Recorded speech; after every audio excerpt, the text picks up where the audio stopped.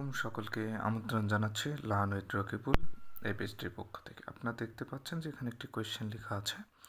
কোয়েশ্চেনটি হচ্ছে which is the correct simple sentence.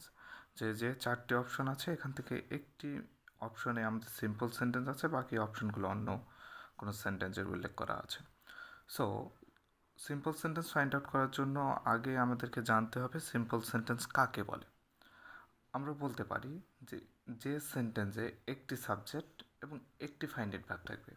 তাহলে যে সেন্টেন্সে একটি সাবজেক্ট এবং একটি ফাইনাইট ভার্ব থাকবে সেই সেন্টেন্সকে বলা হয় সিম্পল সেন্টেন্স।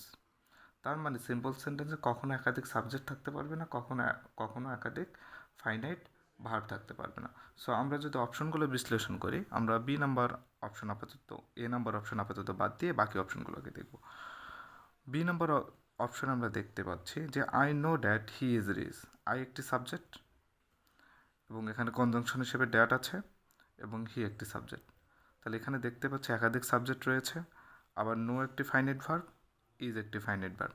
তাহলে বি নাম্বারে আমরা দেখতে পাচ্ছি যে দুইটা সাবজেক্ট আছে, দুইটা ফাইনাইট ভার্ব আছে এবং দ্যাট কনজাংশন যারা যুক্ত আছে।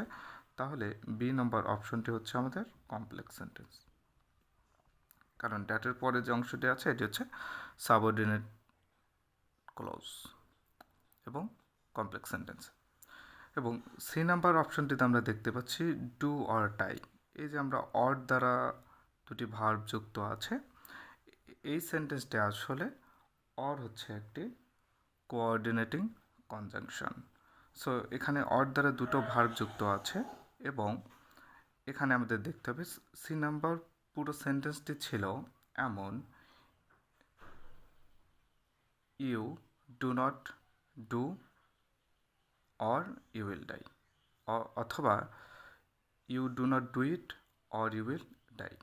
তাহলে ওখানে আমরা দেখতে পাচ্ছি দুটো সাবজেক্ট এবং দুটো ফাইনাইট ভার্ব, এজন্য সি নাম্বার অপশনটি হবে, সি নাম্বার সেন্টেন্সটি হচ্ছে কম্পাউন্ড সেন্টেন্স।